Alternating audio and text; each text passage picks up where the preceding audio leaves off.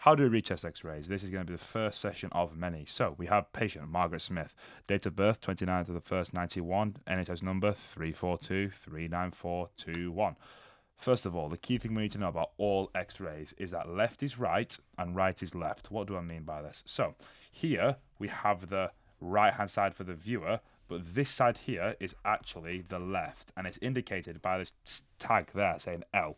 So this is the true left hand side. We know that because if we were the patient ourselves, that would be the patient's true left. Therefore, this side is the true right hand side, okay?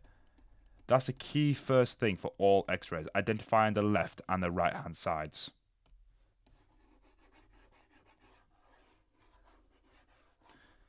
Next then, we need to say what we see on this x-ray. So, we can see, generally, on x-rays, if something is white, it is a bone. If something is black, it is air, okay? White is bone, black is air. So, what can we tell here? We can see white here and here. These are our collarbones. This one here is the left collarbone, or the clavicle if you're going to be scientific. This one here is the right clavicle, because remember, left is right and right is left. What else can we see? We can see the vertebrae, so your spinal bones, and very vaguely you can see each rib along here. So your rib is the protective cage for your lungs. Your lungs are encapsulated in your ribs because they're very safe. Because they're very fragile. What else can we see on this x-ray then? Let's have a look. This little grey sac here. What little grey sac could this be? Let's outline it. This is your heart, okay? Or your pericardial sac. So you can see your heart in an x-ray. Here, we can see our diaphragm, the sharp edges. On a normal chest x-ray, look how sharp and nice the edges of this diaphragm is. Typical chest x-ray, you need a sharp and edged diaphragm like this. This is healthy because there are no fluid accumulating. When fluid does accumulate due to gravity, you're going to get the blunting of the diaphragm. So you get blunting of the diaphragm edge when there is fluid buildup. And remember, fluid in the lungs is bad. We want air in the lungs, not fluid. So we don't see any diaphragm filling up or blunting. We can see the heart. The heart's a normal size in this chest x-ray. And we can see, we've mentioned the clavicle and the ribs. So this is a normal chest x-ray. So remember what I said, black means air. Look at the lungs, they're nicely filled with air here, all this black space, okay? This is normal, all of this black space, completely normal. This is a normal and healthy lung. We're going to get two types of lungs though. Some of them will decrease the amount of blackness, which is an issue because that means the lungs are over-ventilated, and some of them, they can be. We're going to see a few issues though. So the lungs may have too little air in them, so that's going to be underventilated. But then the lungs can also be hyperinflated, as seen in some other cases. Let's go look at some cases then. So you're here already. If we look at, always say what we see. So first of all, this is the x-ray of Margaret Smith, born 21st of the 09 of the 91, patient number, all of that. So let's say what we actually see in this x-ray. First of all, the clear thing we see different is that there's a lot of hazy. The x-ray is very hazy, isn't it? As you can see here, we kind of have these haziness here. So already something's up. We don't know what's up. That's okay. What else can we see then? Look at this diaphragmatic angle.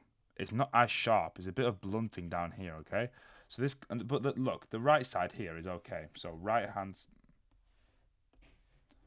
But if we look, the left hand side's okay, but the right hand side isn't as sharp. So this is okay. Nothing too wrong here. But look here though. We call these consolidations, okay? So consolidations is this blurry kind of blunting of the lung parenchyma here. And remember, it's gone from dark to white. So something's now in the way. Could be fluid, could be scar tissue, could be inflammation. But we know it's not air. Why? Because air is black. So this almost white grainy material here, these are known as consolidations, okay? So we have an issue. So consolidations are typically associated with a illness called pneumonia. So pneumonia is simply a bacterial infection of the lung parenchyma, okay, or the lung tissue. So here we have something called pneumonia, and obviously a chest x-ray isn't just used on its own to diagnose this. You want to have clinical findings as well. So in pneumonia, you'd have systemic symptoms, illness, fever. You're going to have test positive for bacteria in your lungs. You might be coughing up sputum, maybe coughing up blood, okay? So here we can see that one of the clinical findings of pneumonia will be consolidations. So this is a consolidation when you're explaining an x-ray in the right lower lobe of the lung, okay? This is a right lower lobar consolidation, okay? So next then, what we can see here. So remember what I said, always start with a chest x-ray first. I'm going to minimize this a little bit. Always when we're doing chest x-rays, say what the patient is. So you say the patient, okay, let's label it. We have the left-hand side and the right-hand side of these chest x-rays, okay? So here's the left, here's the right. So first of all, what did I say about air? Air is always dark. How do we know? Look around here. You look around the peripheries of the patient. It's all dark here. This is where the air is because it's the surface of the x-ray and around the patient. So we know air is dark. So look at their left lung, all dark, nice and dark. Look at their right lung though, it's all white. Remember, if something is not black, there is no air in it. So look at all of this whiteness here. What could possibly cause a lung to have no air in? This actually here is a collapsed lung, okay? Collapsed lung. And the reason it's a collapsed lung is because there's no air in it, so the lung can't inflate. When we breathe in, the lungs will inflate and allow air to be drawn in. This lung here has been collapsed, it can't inflate. Look how small it is. This is the outline of it now. See how this is a little bit dark here? That's the outline of the lung, so it's collapsed to that small. But then the other lung, the patient's left lung, look how well defined it is. Sharp diaphragm still, so no fluid build-up. Nice and well defined, that lung, but this lung here has been completely obliterated. But you can still see the normal findings. Look, you can see the clavicle bones here. You can see the ribs still. There's no damage to the ribs, it doesn't appear. You can still see the humerus bone. You can still see the normal findings of this patient, just the lung has been collapsed. And the final one then. So, how does this differ? Do we have normal blackness and whiteness? Yeah, the blackness is a bit dim though. It's not as clear, so possible consolidations, maybe. So we can see there's well-defined blackness here, though. Blackness here as well. It's a bit hazy, but some x-rays you do get haziness of the lungs. Okay, what else can we see then? The heart, pretty normal shape. Looks a little bit small, but seems within normal reason. So the heart's okay. How is this different, though? Let's look at the diaphragmatic edge. Has it blunted? No, but look. It's not sharp at all, is it? Normally, the diaphragm would be like this. But look, it's very angular now. It's 90 degrees almost. So here, the lungs are filling the rib cage as much as it can. These lungs are overinflated or hyperinflated. So you see hyperinflated lungs really commonly in a condition called COPD, which is chronic obstructive pulmonary disorder. So we have hyperinflated lungs here due to this condition, and this is another really common finding you can see. Look at these lungs, so inflated, and the diaphragmatic angle has increased significantly. Sorry, and once again, you can see the normal findings. These lungs are still filled with air, though. It's not obviously as dark as we'd like it to be, but that's okay. And then if we look at here, we can still see the clavicle bones, the left and the right. If we consider this left-hand side, right-hand side, but you can see how massively inflated these lungs are, can't we? Look how big these lungs are. Flipping heck. If we compare this, and look how tiny these ones are.